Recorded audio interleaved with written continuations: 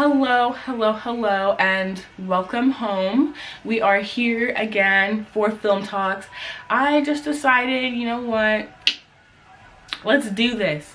I can't wait till Friday to see you guys. It's too much time, so I'm gonna be uploading every Wednesday. So this is a 2-day-a-week house visit. That's what this is. 2 days a week you guys are coming here to my house. Wednesday is for film. That's what's up. Honestly, it's me versus time management. You know, this is a fairly easy thing for me to do because I love talking about movies, so it's more so just me taking the time to sit down and film it. That's it, point blank. But I will do it. I'm committing right now. Locked it in. I'm promising it here and now. And in this house, we do not break promises. Okay. So, two things I wanted to go over that I don't think I really went over last time is that, with Film Talk, as I said before, I don't want it to kind of seem like I'm switching up. I'm still doing Fashion Friday, as I said before. But something I kind of mentioned is that in my first couple of videos is that, you know, in this house I have a lot of hobbies. I have a lot of things that I would like to share with you guys, and for me film is one of them. You know, with fashion I went to school with it, I want to get a job in it, but with film it's more so on the hobby side of things for me. I've always loved like kind of breaking down films. I didn't start out that way. I've always just loved movies and TV shows because I think it's so interesting. I love seeing what people can create. It's interesting to see like how they can influence people, you know, whether we're just talking about the movie experiences we remember as kids, or if we want to get deeper and talk about the political and social messages we can learn from movies, or even just the way that movies can maybe indirectly give birth to biases and prejudices in people. So I think that is very interesting. So yeah, I love the creative side of it. I love how movies can influence us. I love all the work that goes into it. I watched two YouTube series. They're from Crash Course, both on film. One about what goes into making a movie, so like pre-production, you know, what is a producer, who is a set location person who finds where you're going to be filming. Then during production, things like directors, actors, costume, that kind of thing. And then things like in post-production, like video editing, that kind of thing. So to me, for me, like, it was interesting just to see everything that went into movies. I've always liked them, but I never considered that, like, wow, like, somebody has to sit here and go through all of these steps and make sure all of these things are done. And yeah, I think it made me look at movies in a new way. And then the second series I watched from the same channel, I'll link them both below, but it was like a movie, I guess, review series, and they had like a list of movies that you would watch, and then that week they'd pick one movie for every week, and then that week you'd come in and they would break it down and talk about like all the ways that this film like influenced all the other films, where I think yeah, like how they either did something different, like maybe they did something that's never been done before, maybe they created something, started filming in a new way, or just a way, a classic film that maybe a lot of films have been influenced off of, you know. So that for me was interesting because then I started like looking out for that in other films too, and then I just like couldn't stop myself. I was like, okay, well, what went into the writing? What were they trying to say? What kind of things support that? What kind of energy was I supposed to get from this theme song? You know, what kind of ways did they move the camera to convey a certain message? Like, once I started, I literally couldn't stop. It's an addiction. I don't know what to say for myself. But yeah, so I literally just like, I'm movie obsessed, and I love breaking them down because I think it gives me a deeper appreciation for movies. And that's why I figured, you know what, let's do it here. Maybe I can give you guys a deeper appreciation for movies, because I think I just love going to the movies and you just see something that is just like, I don't know, it touches you in your soul, like damn. And then you walk out of that movie theater and you're just like so pumped up. Like, if you've never had that experience, I hope you do one day. Like, I don't mean to be dramatic, but I think that is awesome. Like, to me, it's just one of those, like, with the way life can be so crazy, I think it's just one of those little things that can just make you feel like a superhero, like you can take on the world, and it's awesome. And that's another reason I love movies. Yeah. Okay, and second piece of business. The background, you know, I want to do something to change it up, but I'm not sure what. So if anybody has a tip or something I could do, I'd really appreciate it. I'm not very good, like I don't have a green screen, or I'm not very good at like editing, that kind of thing. So something more simple that I could physically do, you know, because Fashion Fridays, that's like, and this, like, we're in the home office when we film Fashion Fridays, you know, but Film Talks, it's more chill, it's more relaxed. So we're like in the living room, we're chilling. We gotta separate the rooms in the house. So I just want to do something to get some variety going, change up the space a little bit. So any tips would be appreciated. Yes.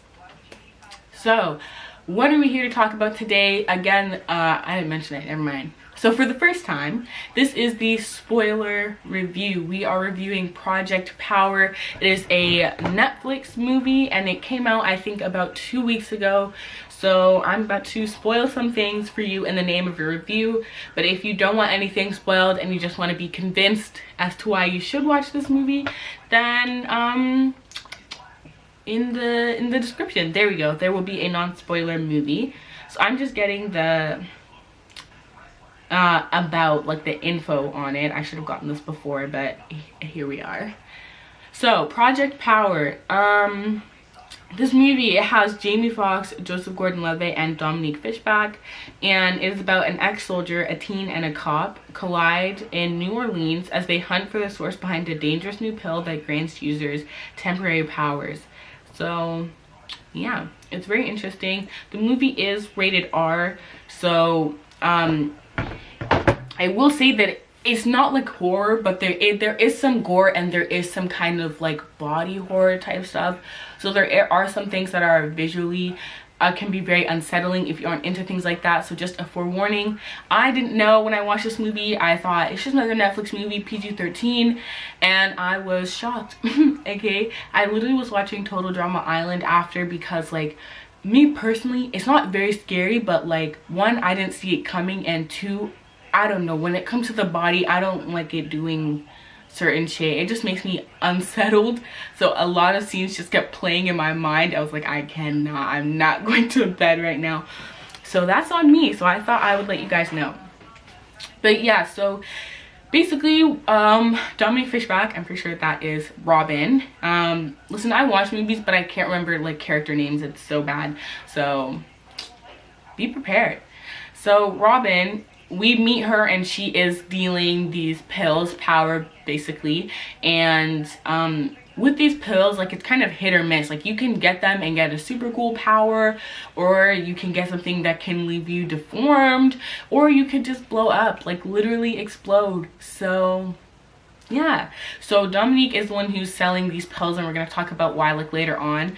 But she has like a cop friend that buys the drugs off of her. Sound shady, I know. We're also going to talk about that in a second.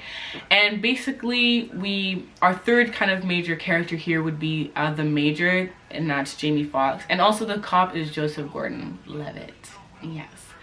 So the Major, he is like looking for his missing daughter, and he goes to Robin to try and figure out who her supplier is and kind of use her to, you know, work his way up the chain so he can figure out who has his daughter, that kind of thing. And I'll get into why she's even stolen later. But yeah, so I don't want to talk about character things too much yet, but I do want to talk about plot, right? So for plot, we obviously, Project Power, no surprise here, one of the themes is power. You know, kind of like, what I got from that is man-made versus natural, you know, because obviously, like, with the power and that some of the other characters have, it came from a pill, like it's synthetic, it's man-made, you know, versus like the natural, as in like the gifts that we have on our own, our skills, our personality, that kind of thing.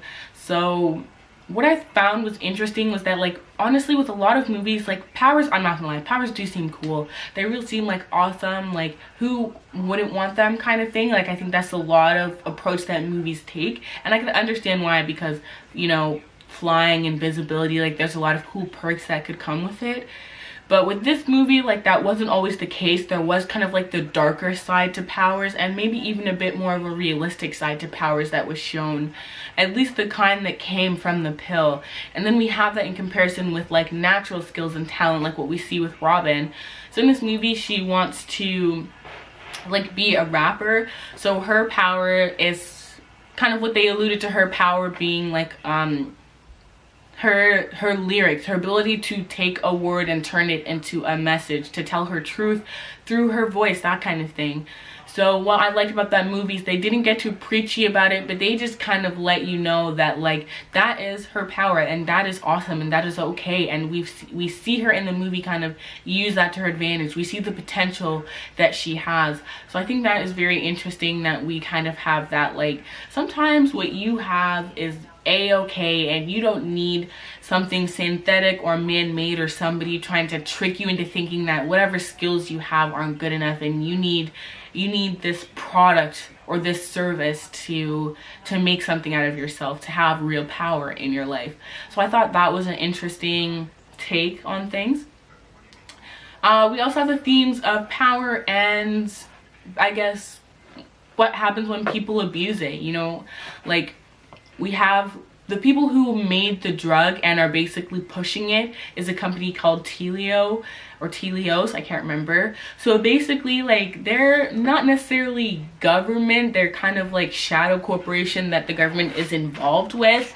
And I find it interesting that, like, they obviously are a company that has a lot of power, but like, do they deserve it? Because we see them kind of like bribing cops and other government officials and like harbor masters, and we also see them using the people of New Orleans as lab rats, because in this is, obviously I said it takes place in New Orleans, but with the drug, like, the reason it's so hit or miss, like, you could either blow up or turn invisible, like, because like they are in testing it, right? So Telios is trying to perfect the drug to make super soldiers, to give the wrong type of people more power, that kind of thing.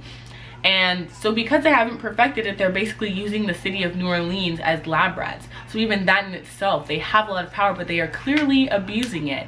And we also see them use that power to try and give, as we see in real life, that cycle. The people in power get more power. We see them trying to sell this drug to cartels and mafia so that they can take that drug and use it, you know, because if cartels in Colombia have it, that's one of the people that they were trying to sell to, this woman who was like basically the head honcho in Colombia, like cartel wise.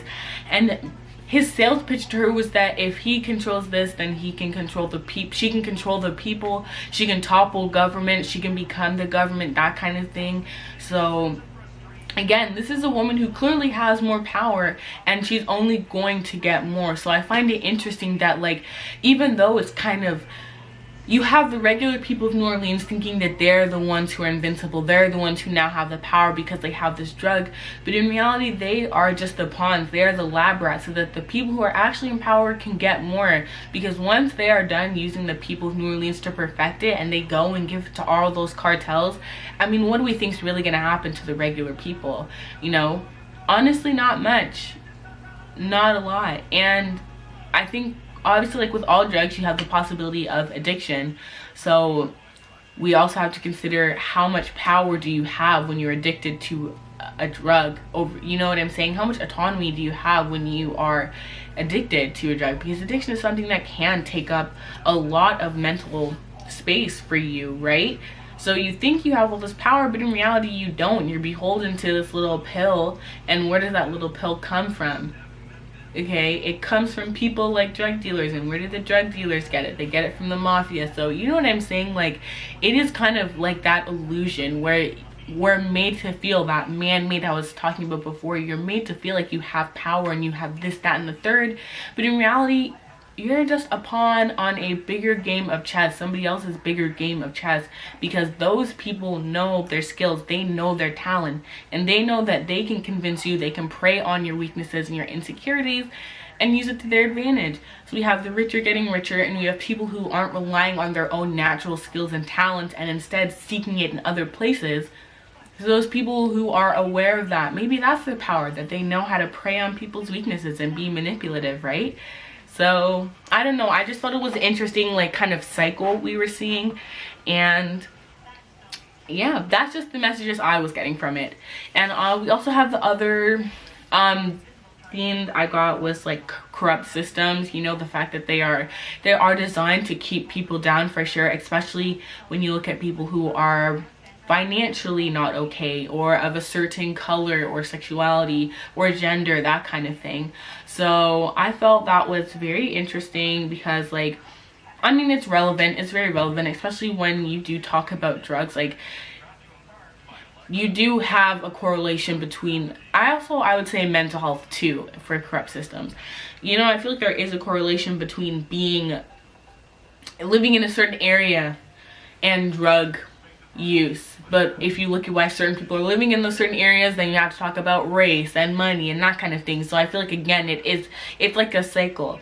You know, certain systems are designed to keep certain people down, so that other people can have more power, people who don't need it and they're just going to abuse it.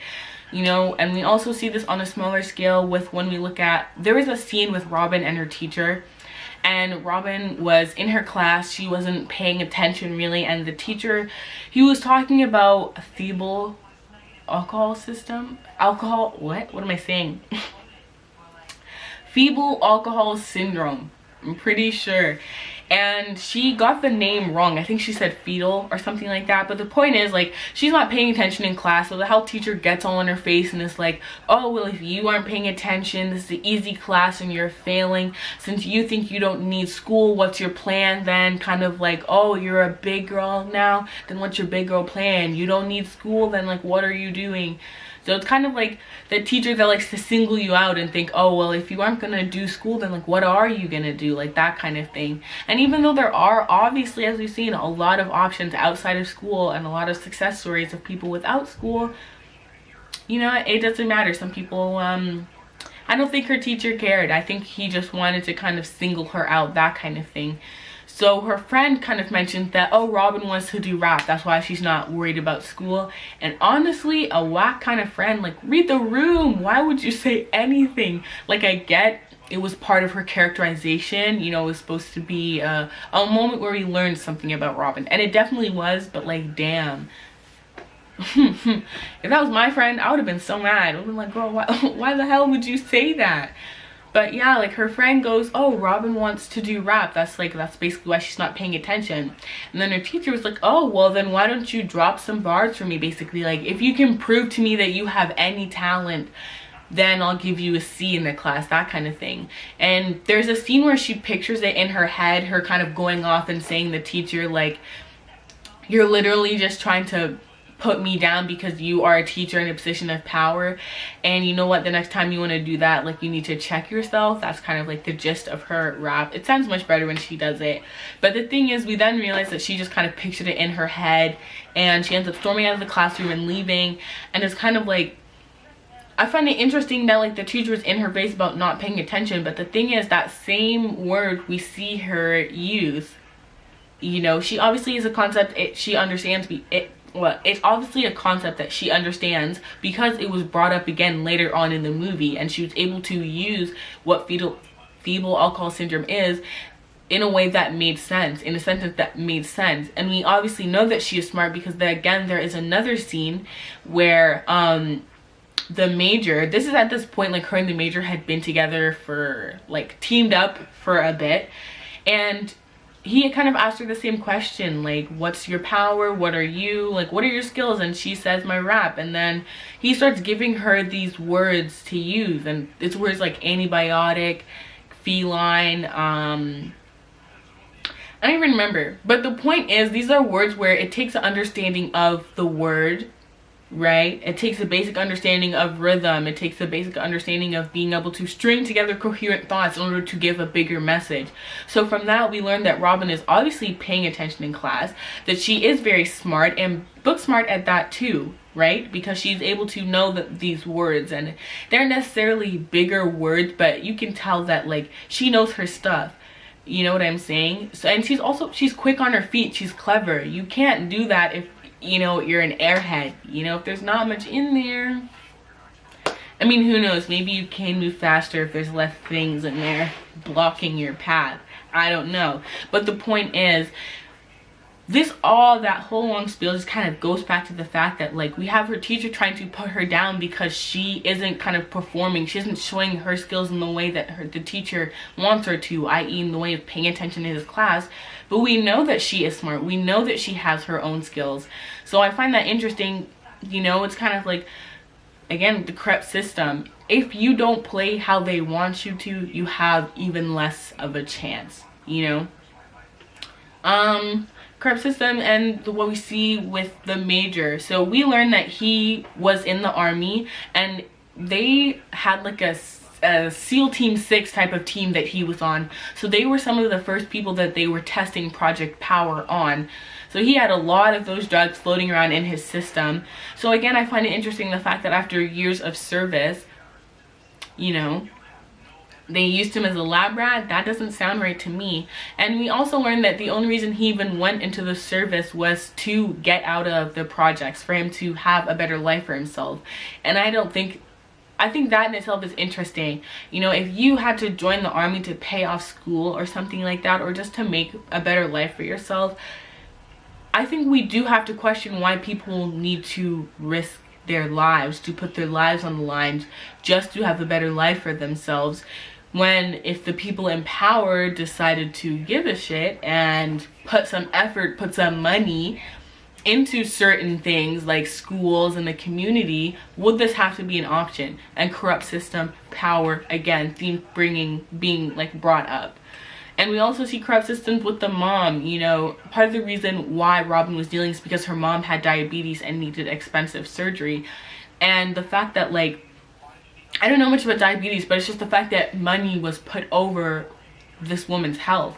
You know what I'm saying? This is a woman who is obviously living and dealing with a lot of pain, as we see in the beginning with Robin. Have to go to fill her prescriptions and ask her mom about her pain, how she's feeling, that kind of thing.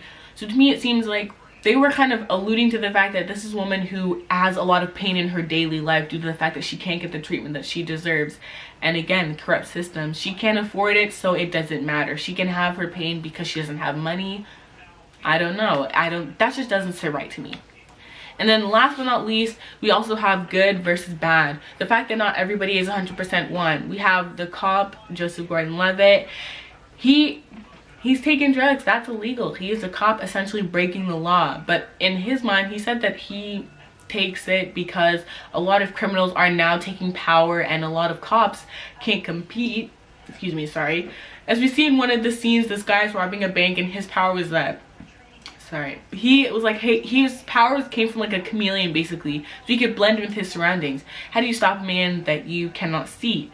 So, you know what I'm saying? Even though he had like 2 giant bags of money, it's kind of like, if you can't catch him on foot, a lot of times you would just maybe like shoot him in the leg or something to stop him. You can't shoot what you can't see. It's kind of hard to grab what you can't see, that kind of thing. So he was taking power to kind of level the playing field. But again, like, I wouldn't call him a bad guy, but he's still doing something that is considered not good, considering his profession and the fact that in general it's just breaking the law. You know, you have to be careful with that. It could be a slippery slope. And, you know, is he becoming the same villains that he's trying to stop? What if he got addicted? That kind of thing. So even though the cop is a good guy, it's not all black and white. And then same with the major. When we first meet him, we're taught that he's the one that created the drug. So we're thinking that this man is evil. He kidnapped Robin. That's evil. He killed people left, right, and center. That's evil. But at that point, we didn't know that he was doing all of this to find his daughter. So at first, we're like, this man he's clearly the bad guy. But that wasn't the case. He was just a good guy put in maybe a really bad situation. You know, what do you do when, I mean, this is a shadow corporation funded by the government. You know, you probably would have to cross some lines in order to take down a company like that.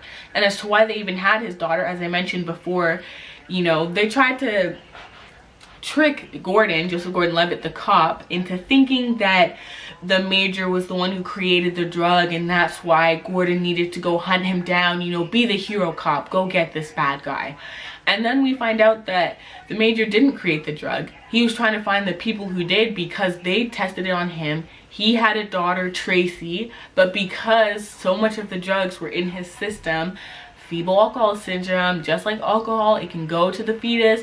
Those drugs went into the fetus, and Tracy was born with powers. But because hers were natural, her cells and the power that they gotten from her body were more stable. So they were using her as a lab rat, and that's why they stole her. And that's why he was doing all this craziness to get these people, because they had his kid. So we find out that maybe he isn't bad. He's definitely using some questionable methods. But does that make him a completely bad person? No. So again, not everything's black or white. And also, I like that these actions were called out. You know, even the cop taking the drugs, Robin called that out multiple times. The major out here killing people left, right, and center like he's John Wick, that was called out. So I find that, I like that not only did they take, it gave the characters dimension, but they didn't let it slide. Characters were called out, and I think I like that. You know what I'm saying? Like, just because you're a good person doesn't mean you get to do bad things in the name of being, in the name of justice, and get away scot-free. You know, there are still consequences. So I find it interesting and new that it was called out. I liked it. For the effects, this is a long one, guys. My bad. More to talk about than I thought. For the special effects, I think they were very realistic. You know, with powers, it's hard because, like, it essentially, it's kind of made up, but I don't know, it's one of those things where it's like, it is made up, but it's like, it still has to look real in a way, real enough for something that's made up. I don't know, that's the best way I could describe it. And they really were, but that's also part of the reason why, again, I gave the body horror warning. We have, I think it was Machine Gun Kelly, his power was that he could set himself on fire. But because of that, he had like burns all on his face, probably from the first time he used it. Like, there were side effects to this drug. It wasn't just like, oh my gosh, from Fantastic Four, the guy who just goes flame on and then he's flame off or whatever the fuck, and he's fine. No burns, nothing, like it never happened. Whereas that wasn't the case, you know, with Machine Gun Kelly, his shit was like, I don't even know, burned. It was burned, baby. It was mushy and like dragged. It was not a pretty sight. And even when he takes the power again to try and defend himself, we see his little skin burning. Even though he doesn't feel it, it's still happening. Like, there were effects to these, like, taking the drugs, and not all of them are pretty. So I think, again, that whole, like, just because it comes from a bottle and it says power, not all power is good for you. Not all power is meant for you. And I think with the special effects, they drove that home, because in some cases, the things that happen to these people's bodies after taking this drug, oh man. Like, there's one guy, he took one and his skin just like bubbled. I think his cells were like multiplying or like duplicating. Yeah, but I mean, he just looked like, you know, the Hunchback of Notre Dame, how his face was all lumpy and shit, but picture that with his whole body, and he like grew 3 times his size. He looks nasty. There's this girl who had ice powers, and she was in a chamber to keep her core temperature at the right one, but it got messed up in a fight, so she literally choked on her own, like her own breath became ice, and she choked on that shit. Her hand was snapping off. There's one guy who took it and he just blew up, point blank, no powers, nothing. His system couldn't handle it. He just blew the fuck up. Like, you know, so some of them, again, realistic, a little, ooh, you know, but it drove the point home. It wasn't for all of them. Some of the people did have, like, there was one guy, you know how the frog can like break his bones and like have like a claw come out? There was one guy who could do that. I don't know how they would go back in. I don't know if they're stuck like that, but there was one guy who was stretchy, who could like basically break his bones and move it no problem. The cop, Joseph Gordon-Levitt, was bulletproof. I think pretty basic compared to what everyone had, but whatever, it works for him. Yeah. And you know what, last but not least, I love the bullet shrimp thing. Like, it's so like a little fucking shrimp, but it worked. It was great. I loved it. I think they used, like, they really understood that animal and made it creative, because they again, like, they could have went with something stereotypical like a lion, a jaguar, but they were like, no, a bullet shrimp, and that shit looked cool. I loved it. And I also liked the eyes, like when they would take their drugs, like you would see like the nerves like exploding or whatever the hell, like the ocean or whatever, like little touches like that. But I think it was cool. The music, the soundtrack, honestly not much to talk about. Like there was some good like songs in there, and the one at the end, Robin, it was actually like Dominique Fishback. I think it was her actually singing. Also, if Robin isn't Dominique Fishback, that's my bad. Yeah, but I fit, there's not much to talk about there. And yeah, there's honestly not much to talk about. I think for extra notes, I think it was an interesting take on like the hood kind of story, because I don't know, like a lot of times when they do it, it's kind of like too stereotypical. Like there's just something about it that just didn't sit right with me. And I don't know, for this one that wasn't the case though. Like for me, I don't know, they didn't try and overdo it. You know, for Robin, it made sense why she was dealing drugs. It was for medical reasons. Her mom wasn't like some drug addict deadbeat, like she had diabetes, so I think that's what prevented her from working. Like they looked like they had a really good and close relationship. Like it was just little things like that to me that made Robin seem like a more human character and less of like a stereotype or a token, you know what I'm saying, used to further or add interest or like grit to someone else's story. Yeah, I like that. And even like her character motivations, like she wanted better for herself, and I think that's something that a lot of us can relate to. She wanted to be able to take care of her mom and that kind of thing, you know, to not have to worry about things like school, that kind of thing.